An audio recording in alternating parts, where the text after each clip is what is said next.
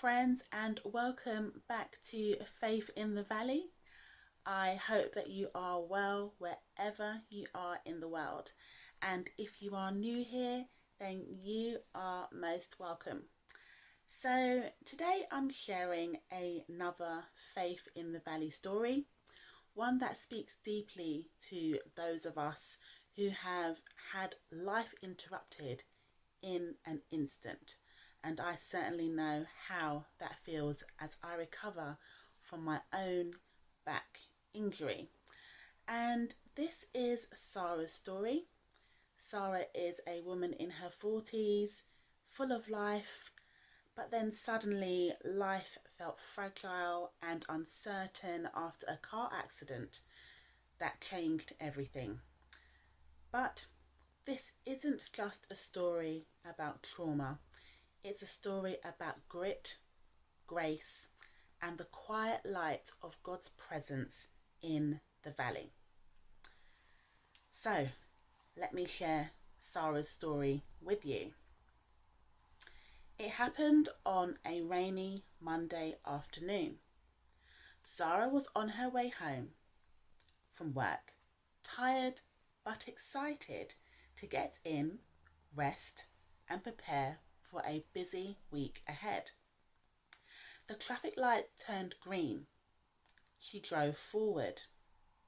Then out of nowhere, a speeding car ran a red light and slammed into her driver's side. The sound of the impact, the shattering of the glass, was all she could hear, and then nothing but blackness. Zara woke up in hospital with pain radiating down her neck, across her back, and having numbness in one of her hands. Doctors had confirmed that she had severe whiplash, a compressed nerve, and spinal inflammation. Her body ached, but so did her heart. The days after the crash were blurry, full of painkillers, physio consultations, and sleepless nights. Zara felt completely overwhelmed. She lived alone, her family lived far away, and the independence she once took for granted was now gone.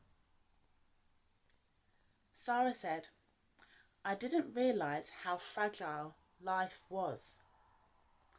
I couldn't lift a kettle or comb my hair without feeling pain." Worse still was the fear. What if I don't get better? There were days that Zara cried, days that she avoided answering the phone. Healing was not just about her spine, it was also about her spirit. One evening, Zara turned on a worship playlist. She wasn't really expecting anything, but as she listened, one lyric repeated, "Even in the valley, I am not alone." Zara burst into tears and cried.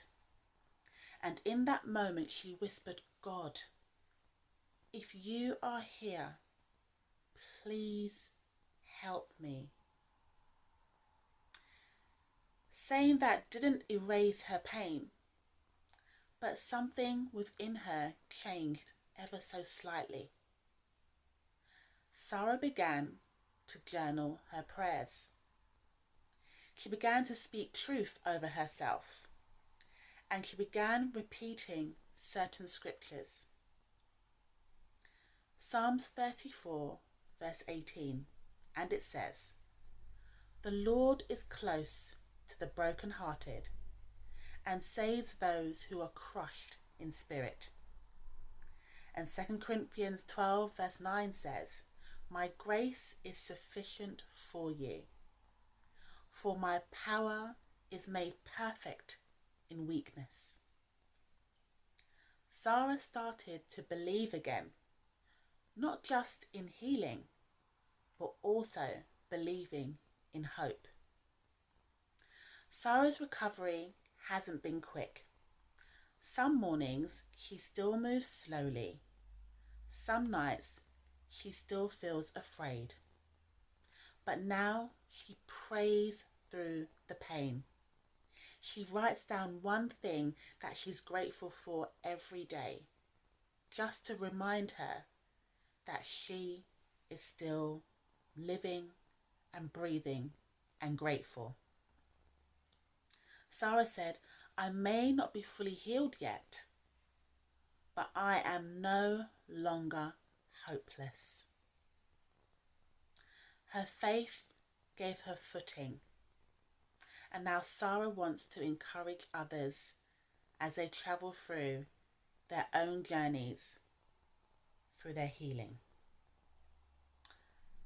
My lovely friends, if you have experienced trauma, whether it is physical, emotional, or even spiritual, I want you to remember that you are not alone. And remember Zara's story. The thing is, you are not forgotten and you are not stuck. You are healing, even if it is slow. You are seen even in the depths of silence. And you are never alone. Let God walk with you as you walk through your valley of healing and recovery. I know that for me, I have certainly leaned on God more and more as I travel through my own journey of healing. And so if Zara's story has encouraged you in any way, then please like, please share, and also please leave your comments below. I would love to hear from you. And you never know, your story might be the next. And if you would like me to share your story on your behalf, just as Zara has trusted me to do with her story, then please do reach out to me. My details are in the description below. So until the next time, stay encouraged, and finally, may grace meet you exactly where you are. I look forward to seeing you again soon, and until then, take care.